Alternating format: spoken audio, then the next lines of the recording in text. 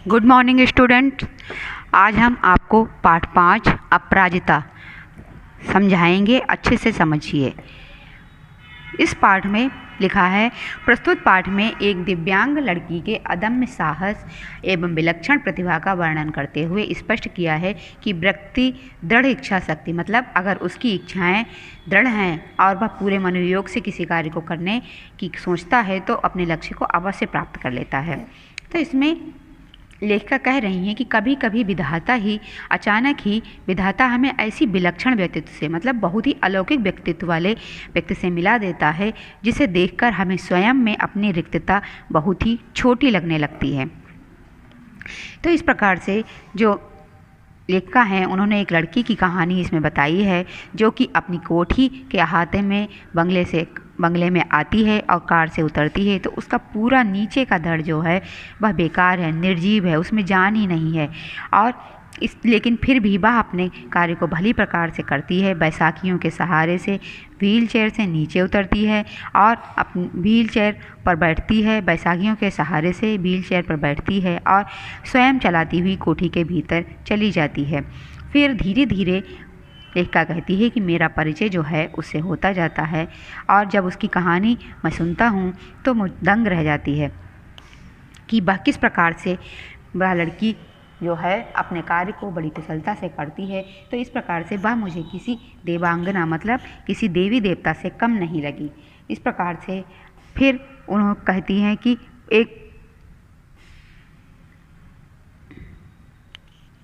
फिर वह एक युवक की घटना बताती हैं कि उजले वस्त्रों से सज्जित लखनऊ का मेधावी युवक भी पढ़े जिसे मैंने कुछ माह पूर्व अपनी बहन के यहाँ देखा था।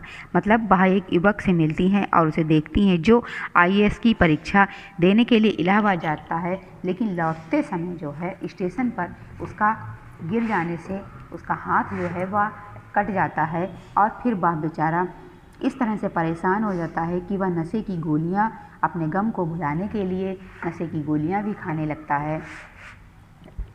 और तो इस प्रकार से जब वह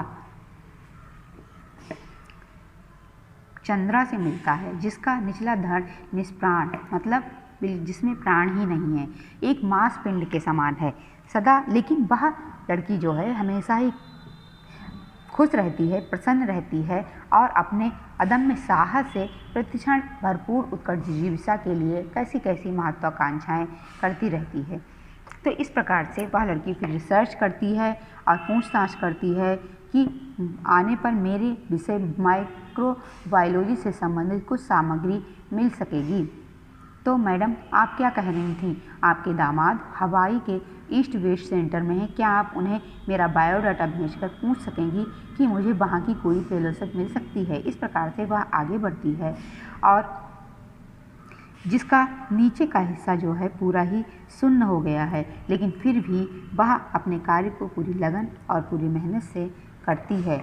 इस प्रकार से वह आगे बढ़ती हुई कई तरह की डिग्रियां भी प्राप्त करती है और कठिन साधना की, और इस साधना का सुखद अंत हुआ 1976 में जब चंद्रा को डॉक्टरेट मिली, मतलब डॉक्टरेट की उपाधि मिली माइक्रोबायोलॉजी में। दिव्यांग स्त्री पुरुषों में इस विषय में डॉक्टरेट पाने वाली डॉक्टर चंद्रा प्रथम भारतीय थी, मतलब दिव्यांग बच्चों में वह प्रथम ऐसी महिला थी जिन्हें डॉक्टरेट की उपाधि से नवाजा गया था।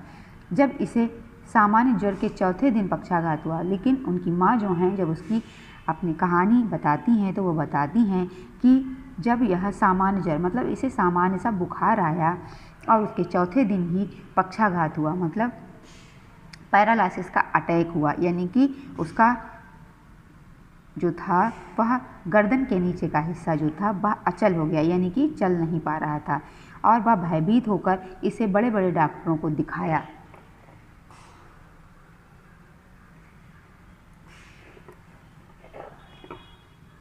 सबने एक स्वर में कहा, आप व्यर्थ पैसा बर्बाद कीजिए, क्योंकि आप जो हैं व्यर्थ में पैसा बर्बाद कर रही हैं। आपकी पुत्री जीवन भर केवल गर्दन ही हिला पाएगी और नीचे का धड़ भी कभी नहीं हिला पाएगी। सहसा श्रीमती सुब्रमण्यम का कंठ अवरुद्ध हो गया और फिर वह धीमे स्वर में मुझे बताने लगी कि मेरे गर्भ में तब इसका भाई आ गया। इसके भयानक अभिशाप के बावजूद मैंने कभी विधाता से यह नहीं कहा कि प्रभु इसे उठा लो। मतलब इतना ज़्यादा दुखी होने पर भी मैंने कभी भगवान या ईश्वर से ये नहीं कहा कि ईश्वर आप इसे उठा लो या इसे मृत्यु प्रदान करो।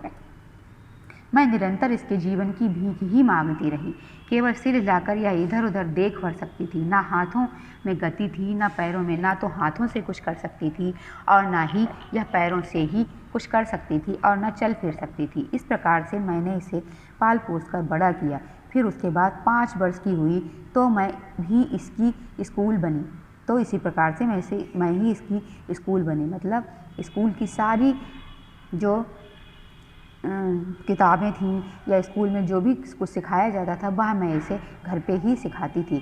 अपनी मेधावी पुत्री की विलक्षण बुद्धि ने फिर मुझे चमत्कृत कर दिया कि मैं इस अपनी पुत्री की मतलब वह इतनी विलक्षण प्रतिभा की थी कि उसने मुझे चमत्कृत कर दिया। सरस्वती स्वयं ही जैसे आकर जिह्वाग्र पर बैठ गईं और सरस्वती माँ जो थी वह इसके जीभ पर आकर ऐसा लग रहा था कि विराजमान हो गई हूँ।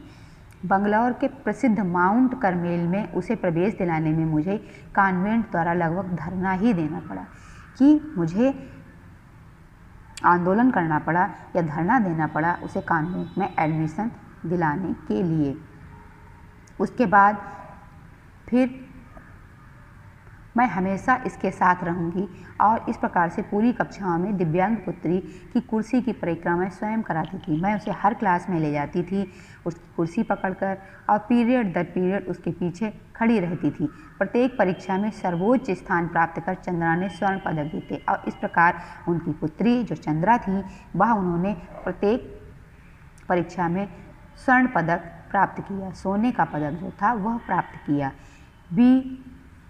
बीएससी किया प्राणी शास्त्र में, एमएससी में प्रथम स्थान प्राप्त किया और बंगलौर के प्रख्यात इंस्टीट्यूट ऑफ साइंस में अपने लिए स्पेशल सीट अर्जित की। अपनी निष्ठा, धैर्य एवं साहस से 5 वर्ष तक प्रोफेसर सेठना के निर्देशन में शोध कार्य भी किया। इसी बीच माता पिता ने पेंसिल्वानिया से व्हील चेयर मंगवा दी जिसे डॉक्टर चंद्रा स्वयं चलाती हुई पूरी प्रयोगशाला में बड़ी सुगमता से घूम सकती थी, क्योंकि व्हील चेयर जो है उसे वह खुद अपने आप से ही चला लेती थी और उन्हें किसी के सहारे की ज़रूरत नहीं पड़ती थी। फिर उसके बाद हंसमुख लड़की ने मुझे युद्ध क्षेत्र में डटे राणा सांगा की स्मरण हुआ था। छत विच्छेद शरीर में असंख्य घाव, आभा मंडित भव्य मुद्रा। जिस प्रकार से राणा सांगा के बहुत सारे घाव लगने पर भी वह युद्ध क्षेत्र में डटे रहते थे, उसी प्रकार यह लड़की भी जो थी इतनी सारे दुख और यातनाएं झेलती हुई भी अपने कार्य के प्रति सजग थी।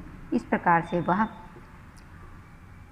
आगे बढ़ती गई और गर्ल गाइड में राष्ट्रपति का स्वर्ण कार्ड पाने वाली वह प्रथम दिव्यांग बालिका बनी जिसे राष्ट्रपति ने स्वयं स्वर्ण कार्ड प्रदान किया। वह ऐसी प्रथम बालिका बनी और इस प्रकार से वह डॉक्टर चंद्रा राष्ट्रपति को सलामी देती बालिका चंद्रा और व्हील चेयर में लेदर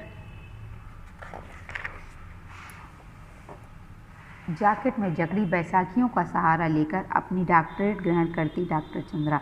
उसके बाद राष्ट्रपति ने उन्हें डॉक्टरेट की उपाधि से नवाजा। उसके बाद मेरी बड़ी इच्छा थी कि मैं डॉक्टर बनूं। डॉक्टर चंद्रा का मन था या उनकी इच्छा थी कि वह डॉक्टर बने। मैं अपंग डॉक्टर मेरी वर्गीज के सफल जीवन की कहानी पढ़ चुकी थी। मतलब डॉक्टर वर्गीज जो थे उनकी वो भी अपंग थे और उनके जीवन की कहानी डॉक्टर चंद्रा पढ़ चुकी थी। परीक्षा में सर्वोच्च स्थान प्राप्त करने में भी मुझे मेडिकल में प्रवेश नहीं मिला। कहा गया मेरा निचला धड़ निर्जीव है, मैं एक सफल शल्य चिकित्सक नहीं बन पाऊंगी। मतलब मैं एक अच्छी डॉक्टर नहीं बन पाऊंगी, इसलिए मुझे डॉक्टर नहीं बनाया गया। कि प्रोफेसर के शब्दों में मुझे यह कहने में रंच मात्र भी हिचकिचाहट नहीं होती कि डॉक्टर चंद्रा ने विज्ञान की प्रगति में महान योगदान दिया। चिकित्सा ने जो खोया वह विज्ञान ने पाया। इस प्रकार से इसमें एक डॉक्टर चंद्रा के जीवन की मार्मिक कहानी को दर्शाया गया है। अतः इस कहानी को आप लोग ध्यान से समझें, पढ़ें, अपनी किताब को रखकर इस कहानी को समझें और इनके शब्दार्थ तथा जीवन परिचय गौरापंत शिवानी का जीवन परिचय लिखें और शब्दार्थ भी लिखें।